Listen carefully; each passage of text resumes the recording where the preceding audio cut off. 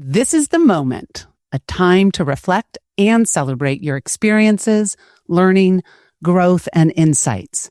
In this case, the end of another year is the trigger, but it could be the end of a project, a milestone, or a life phase. Whatever the catalyst, today we create space to lean back and ponder deeply. I will ask the questions, you have the answers. It's also a chance to celebrate, lest you take your doing and being for granted. This is how we leverage it all and light the way forward. This is The Growth Moment with your coach, Amy Kay. Inspiration, ideas, and incredible insights for you to be more and do more. Get ready to grow today. It's so human to rush ahead, never taking the retrospective pause. I know so many corporate clients who extol the virtues of a project postmortem or debrief, but somehow it gets sidelined in the reality of the task list and diving into what's next. However, there is treasure to be found in reflection, especially for life overall, your life. That's what I want for you today, a chance to contemplate and celebrate, all to gain deeper wisdom and clarity so you can usher in the future. I will be using the close of the year as our frame, but feel free to substitute some other slice of life instead. If now isn't a good time, look at your schedule and find a spot.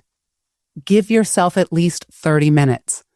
This episode is shorter than that, but you definitely want to pause often to capture your thoughts and insights. Alternatively, you can listen to the episode to get a feel for the process and then come back later to do it for real, if you wish. First, we set the environment, both internally and externally. Make sure you are as undisturbed as possible. Turn off phone and computer notifications.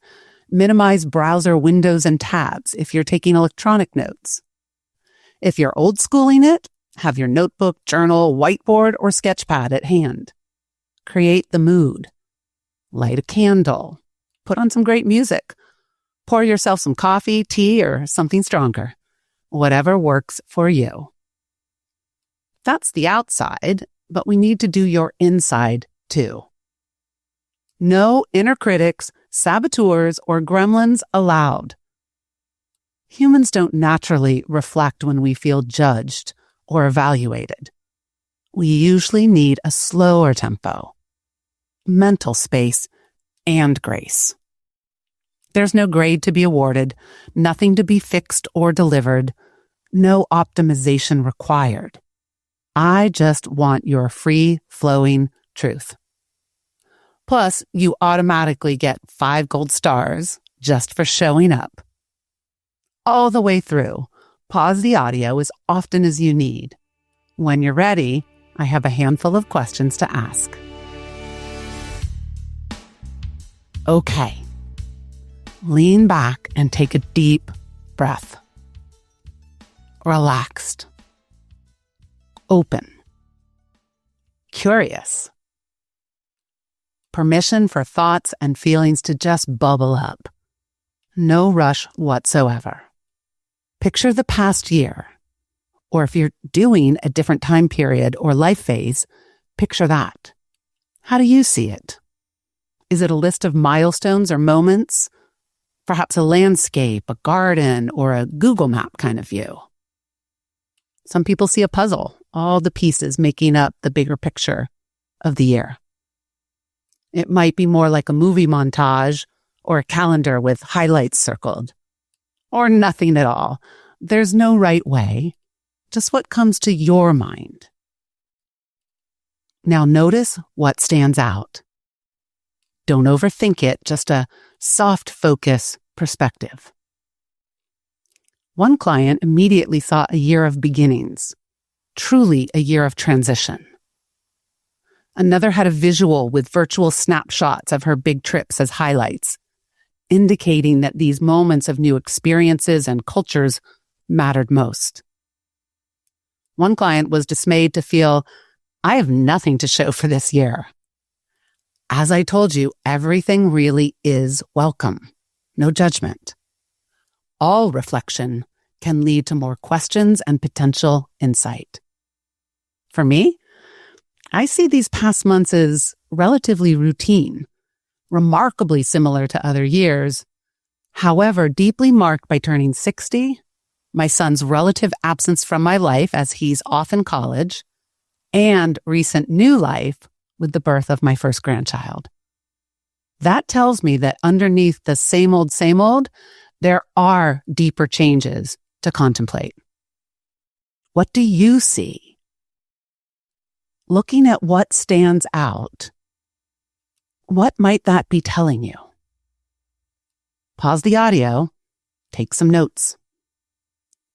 Now, within that picture for the year, where and when did you feel most alive? Remember, free-flowing answers, no judgment. And alive isn't necessarily happy. One client felt it as she battled a serious health challenge, a shift of perspective that can result from a brush with mortality. For me, I felt most alive when I was coaching a group of leaders in an amazing new corporate client. I've been able to use all of my expertise, skills, and Amy K-ness. It's been a head-to-toe energized experience. Open up to those fully here moments in the past year for you. Take a look. What is it about those moments that made you feel alive? Okay, moving into different energy. Who or what drained you? Left you flat? Or perhaps when were you really disappointed? Why was it draining or disappointing? What's at the center of it? See what fresh ahas are triggered from these questions. My mom did this exercise and told the truth that certain aspects of life in a senior living community are draining, even though there is so much she is grateful for. Just acknowledging that 3 meals a day in a dining hall with dozens of people can be too much led her to wonder if she can balance that better in the new year. See what you are now realizing from your contemplation. One more prompt. What strengths or qualities emerged or were enhanced this year? Maybe from a challenge or hardship.